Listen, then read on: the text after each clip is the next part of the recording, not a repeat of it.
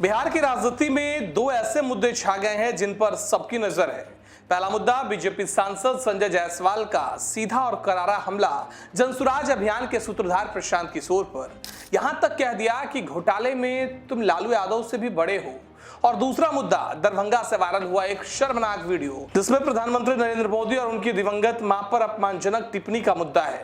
इस वीडियो ने इलाके में तनाव फैला दिया है। आइए इन दोनों खबरों को विस्तार से समझते हैं। सोचिए, एक तरफ प्रशांत किशोर जो खुद को बिहार के भविष्य का मसीहा बताते हैं, उन पर अब बीजेपी से सीधी चोट हुई है। सवाल, तंज और घोटाले के गंभीर आरोप लगे हैं। तो दूसरी तरफ दरभंगा के सड़कों से उठा एक वीडियो जिसने राजनीतिक मर्यादाओं और सामाजिक शालीनता दोनों को तोड़ कर रख दिया।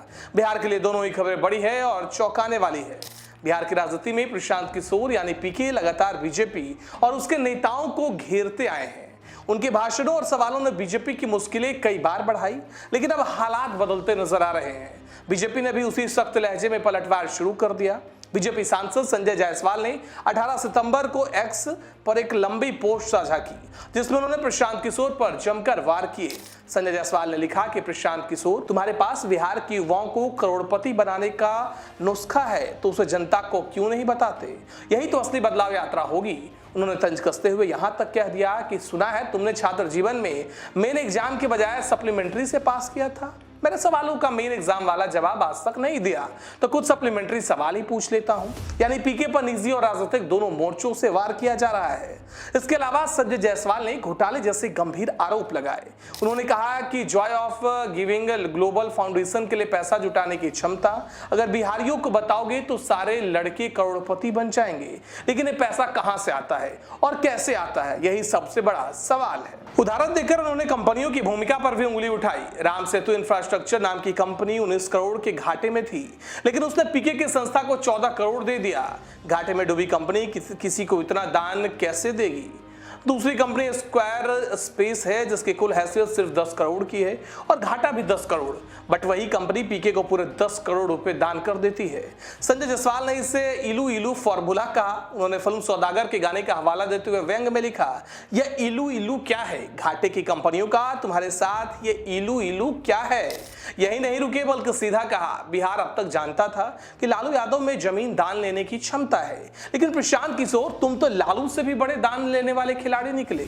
अब ये आरोप बेहद गंभीर है क्योंकि इसमें कंपनियों और आर्थिक लेन देन का खुला जिक्र किया गया है। सवाल यह है कि क्या पीके इन आरोपों पर सफाई देंगे या फिर अपने चुनावी अभियान की तरह एक और नया हमला करेंगे? क्योंकि अभी तक प्रशांत किशोर हर मौके पर बीजेपी और आरजेडी दोनों पर जमकर बरसते आए हैं, लेकिन जब उन पर इस तरह का आरोप आया है तब उनकी प्रतिक्रिया का इंतजार सबको है। बिहार की राजनीति में टकराव आने वाले वक्त में और ज्यादा दिलचस्प होने वाला है। अब चलते हैं बिहार की दूसरी बड़ी और बेहद गंभीर खबर की ओर। दरभंगा जिले के बड़हेड़ी प्रखंड में एक वीडियो वायरल हुआ। यह वीडियो इतना विवादास्पद और अपमानजनक है कि इलाकों में तनाव फैल गया। वीडियो में एक युवक प्रधानमंत्री नरेंद्र मोदी और उनके दिवंगत मां हीराबेन के खिलाफ आपत्तिजनक बातें और गालियां देता हुआ दिखा। उसने वीडियो चौक पर खड़े होकर खुद ही बनाया और सोशल मीडिया पर अपलोड भी कर दिया। स्थानीय लोगों के मुताबिक यह युवक आरजेडी पार्टी का समर्थक बताया जा रहा है। उसके सिर पर गमछा भी बंधा हुआ था। वीडियो सामने आते ही पूरे गांव और आसपास के इलाके में गुस्सा फैल गया। लोग कहने लगे कि राजनीतिक प्रतिद्वंदिता अपनी जगह, लेकिन किसी की मां को गाली देना, वो अभी दिवंगत मां को, या किसी भी सूरत में बर्दाश्त तो नहीं किया जा सकता। गौर करने वाली बात यह है दोस्तों कि इससे पहले भी ऐसी घटनाएं हुई। वोट अधिकार यात्रा के दौरान सिमरी थाना क्षेत्र के बिठौली में मोहम्मद रिजवी उर्फ राजा नाम के शख्स ने पीएम नरेंद्र मोदी और मुख्यमंत्री नीतीश कुमार के खिलाफ अपमानजनक भाषा का इस्तेमाल किया। अब नया वीडियो सामने आने के बाद दरभंगा और आसपास के इलाकों में तनाव बढ़ गया। लोग प्रशासन से कठोर कार्रवाई की मांग कर रहे हैं ताकि भविष्य में कोई ऐसी हरकत करने की हिमाकत ना दिखाए।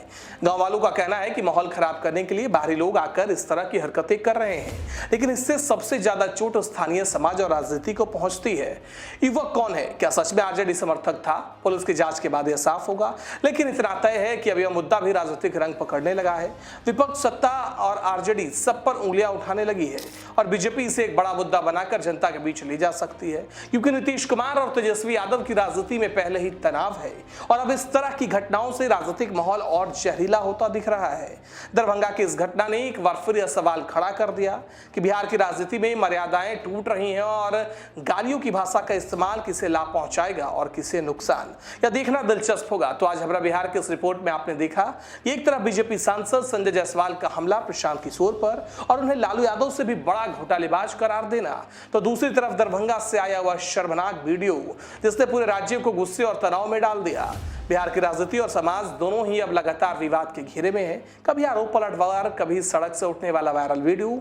आम जनता के लिए सवाल है कि असली मुद्दे कौन उठा रहा है, सत्ता और विपक्ष की लड़ाई कहां जा रही है। अगर आप चाहते हैं बिहार की हर बड़ी खबर आप तक सबसे पहले पहुंचे तो जुड़े रहिए हमारा बिहार के साथ। वीडियो पसंद आए तो लाइक और शेयर जरूर करें और हमारे चैनल को सब्सक्राइब कर लीजिए ताकि हम आपको वही खबरें देते रहे जो आपके लिए सबसे जरूरी है। धन्यवाद।